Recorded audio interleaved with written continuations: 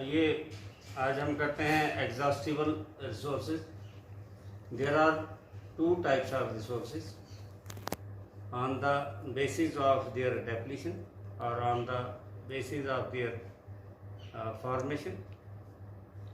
Some resources which get depleted in short interval of time and they take very long period to get replenished, whereas some resources are there which get renewed or replenished in short interval of time, means they are surplus.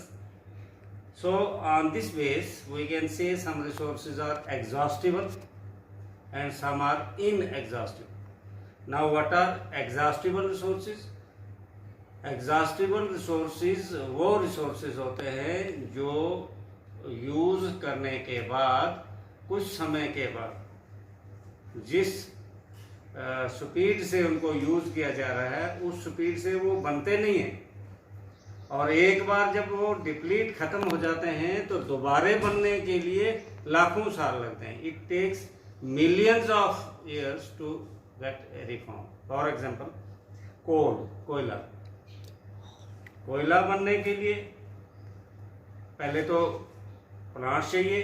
Plants बनने के लिए कितना समय चाहिए? फिर forest बनेंगे, फिर forest जो है वो मिट्टी के नीचे दबेंगे, फिर due to heat and pressure after millions of years वो कोल बनेगा और फिर हम उसको यूज कर सकते हैं. Similar is the case with would. लकड़ी हमें तब मिलेगी जब हम पौधा लगाएंगे, पौधा बड़ा बनेगा, बड़ा बनने के बाद वो जो है उसको हम काटेंगे, फिर लकड़ी बनेगी, फिर हम उसको यूज. तो it takes very long time in its formation. So these are exhaustible resources. दूसरा टेक्स्ट बुक क्वेश्चन के हिसाब से है कि सोलर वाटर हीटर को हम कब यूज नहीं कर सकते हैं? सनी डे पे, क्लाउडी डे पे, हॉट डे पे या विंडी डे पे? तो कॉमन सेंस है, सोलर हीटर अगर है तो वो सोलर एनर्जी पे काम करता है, तो क्लाउडी डे पे ये काम नहीं करेगा, क्योंकि जब क्लाउड्स होंगे तो सोलर एनर्जी जो है वो सोलर हीटर तक नहीं पहुंचेंगी. So it will not work. अब 3 रिसोर्सेज है, ये मल्टीपल चॉइस में है. वुड, गोबर गैस, न्यूक्लियर एनर्जी और कोल. इनमें से कौन सा बायोमास एनर्जी का एग्जाम्पल नहीं है? विच of the following is not an example of biomass energy? Would, bio means living, तो प्लांट्स लिविंग होते हैं. गोबर गैस एनिमल से मिलता है, एनिमल्स लिविंग हैं. कोल, प्लांट्स दबते हैं नीचे और उन्हीं लिविंग ऑर्गेनिज्म से बाद में कोल बनता है. लेकिन न्यूक्लियर एनर्जी न्यूक्लियस से निकलता है, तो इसका कोई लिविंग ऑर्गेनिज्म के साथ लिंक नहीं है. So answer is nuclear energy. Which of the following is not ultimately derived from the sun's energy? इन 4 में से कौन सा सन्स एनर्जी से नहीं मिलता है हमें? जियोथर्मल एनर्जी अर्थ से मिलता है, विंड एनर्जी एयर से मिलता है, न्यूक्लियर एनर्जी बायोमास. अब ये जियोथर्मल एनर्जी भी सोलर एनर्जी पर काम करता है, विंड एनर्जी भी टेम्परेचर बढ़ेगा तो टेम्परेचर सोलर एनर्जी से बढ़ता है, न्यूक्लियर एनर्जी में भी सन का रोल है, लेकिन बायोमास जो है ये लिविंग ऑर्गेनिज्म से हमें मिलता है. फॉसिल फ्यूल्स और सोलर एनर्जी में क्या डिफरेंस है? फॉसिल फ्यूल जो हैं वो हमें अर्थ के नीचे से मिलते हैं.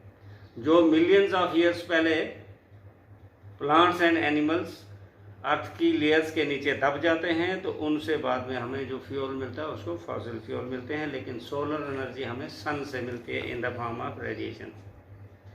फॉसिल फ्यूल जो है ये फ्यूल नॉन रिन्यूएबल होते हैं, इनको हम शॉर्ट टाइम में रिन्यू नहीं कर सकते हैं, लेकिन सोलर एनर्जी को रिन्यू कर सकते हैं. फॉसिल फ्यूल जो हैं ये जलने के बाद लार्ज स्केल पॉल्यूशन करते हैं. सोलर एनर्जी जो है it does not creates large scale pollution, even know pollution.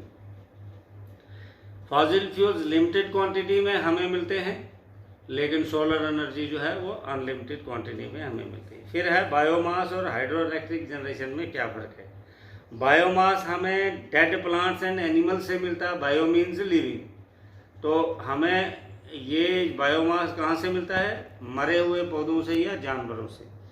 Hydro electric generation जो है वो हमें कहाँ से मिलती है? It is obtain from the potential energy of stored water. जो पानी हम स्टोर करते हैं डैम के फॉर्म में, तो वहाँ से जो एनर्जी हमें निकलती है उसको हम हाइड्रो इलेक्ट्रिक जनरेशन कहते हैं। बायोमास जो है ये रेन्यूएबल तो है, लेकिन थोड़ा सा टाइम प्लांट्स और एनिमल्स बनने में लगता है। हाइड्रो इलेक्ट्रिक जनरेशन जो है इट इज़ रेन्यूएबल और आसानी से हम इसको रिप्लेनिश कर सकते हैं। बायोमास लिमिटेड क्वांटिटी में हमें अवेलेबल होता है, हाइड्रो इलेक्ट्रिक जनरेशन जो है अनलिमिटेड क्वांटिटी में हमें अवेलेबल होता है। बायोमास सस्ता है, ये थोड़ा सा हाइड्रो इलेक्ट्रिक हमें महंगा पड़ता है। बायोमास के लिए डेड प्लांट्स और एनिमल की ज़रूरत